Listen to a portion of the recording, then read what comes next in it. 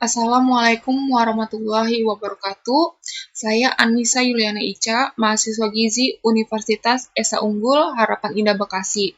Untuk memenuhi nilai ujian tengah semester pada mata kuliah patofisiologi penyakit tidak menular, maka di video ini saya akan menjelaskan mengenai penyakit hipotiroid, hipertiroid, dislipidemia, dan yang terakhir adalah diabetes mellitus.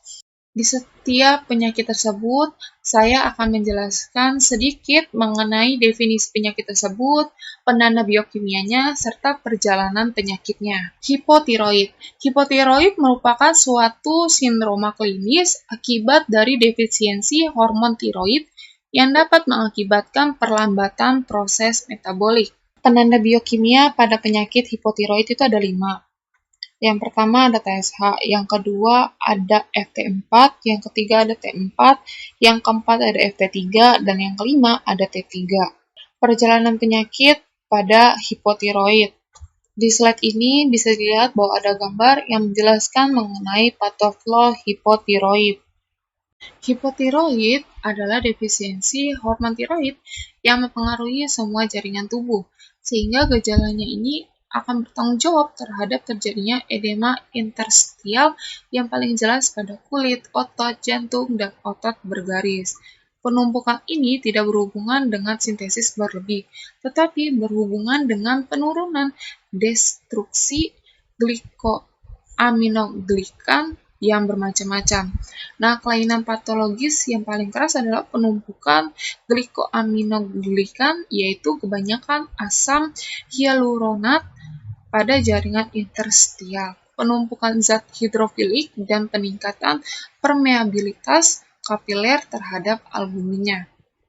Ini adalah referensi yang digunakan untuk mengutip atau mengambil materi mengenai penyakit hipotiroid. Selanjutnya adalah penyakit hipertiroid. Nah, hipertiroid ini merupakan kelainan yang terjadi ketika kelenjar tiroid menghasilkan lebih banyak hormon tiroid dari yang dibutuhkan oleh tubuh. Penanda biokimia pada penyakit hipertiroid itu ada 5. Yang pertama ada TSH atau thyroid stimulating hormone. Yang kedua ada FT4 atau free thyroxine. Yang ketiga itu ada antibodi TG atau antibodi tiroglobulin. Yang keempat itu ada thyroid peroksidase antibodi. Yang kelima itu ada TSHR atau thyroid stimulating hormone receptor. Perjalanan penyakit dari hipertiroid. Pelepasan TSH dari kelenjar pituitari anterior distimulasi oleh kadar hormon tiroid yang rendah dan di bawah pengaruh TRH, somatostatin, atau dopamin.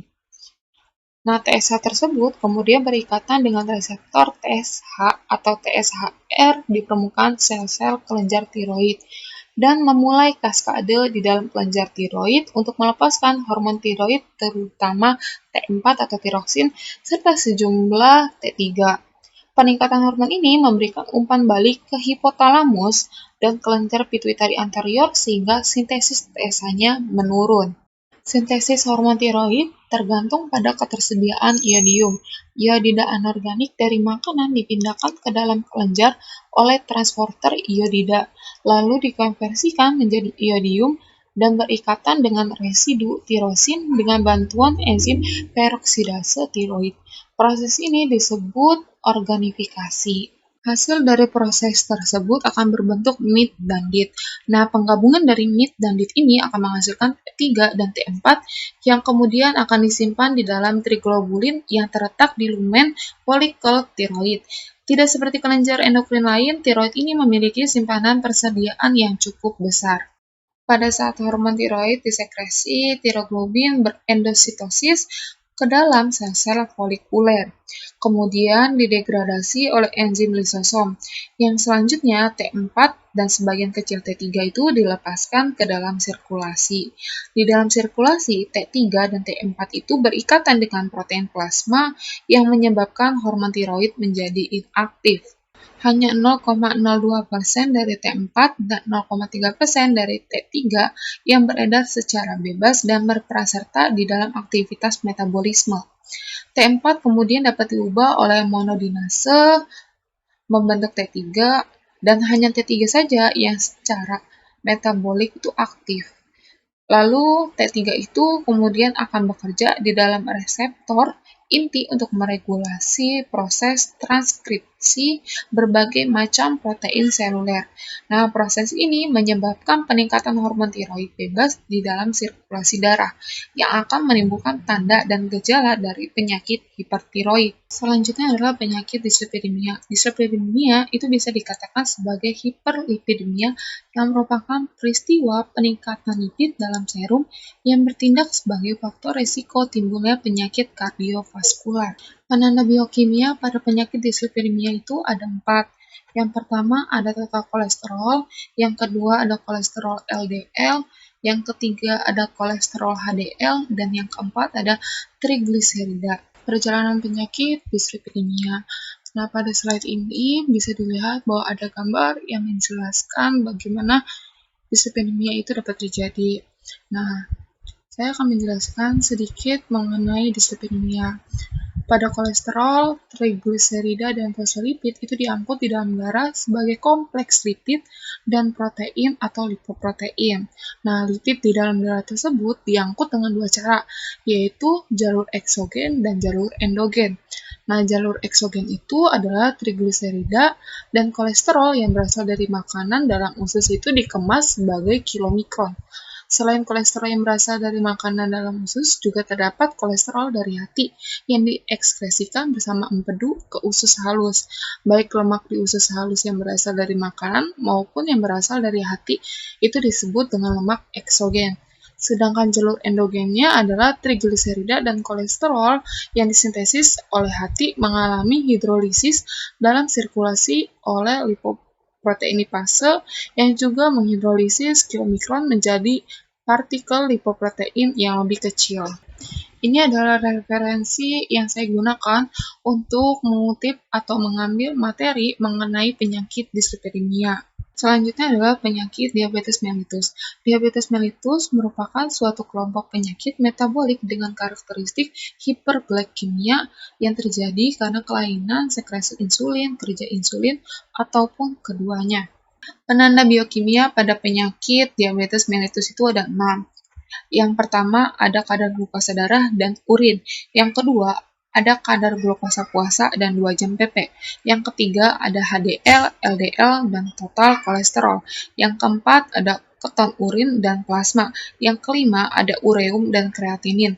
Yang keenam itu ada EKG dan analisa gas darah. Perjalanan penyakit diabetes mellitus. Diabetes mellitus itu melalui 4 tahap sebelum akhirnya menetap seumur hidup di dalam tubuh seseorang. Keempat tahap tersebut yaitu 1. Tahap prediabetes. Pada tahap ini diawali dengan kerentanan genetik dan diakhiri dengan kerusakan total sel beta pankreas. Kerusakan sel beta pankreas ini ditandai oleh menurunnya sekresi peptin C. Ditemukannya lebih dari satu autoantibodi akan meningkatkan kemungkinan timbulnya diabetes. Lalu ada tahap 2, yaitu tahap manifest klinis diabetes. Pada tahap ini, gejala klasik diabetes akan muncul dalam beberapa minggu atau muncul sebagai ketoasidosis diabetikum yang terjadi secara akut. Lalu, tahap ketiga yaitu tahap honeymoon. Nah, tahap honeymoon ini merupakan periode remisi parsial akibat berfungsinya kembali jaringan residual pankreas sehingga pankreas dapat mensekresikan kembali sisa insulin. Periode ini berakhir apabila pankreas sudah menghabiskan seluruh sisa insulin. Periode ini juga berlangsung beberapa hari sampai beberapa minggu atau bulan setelah terapi insulin.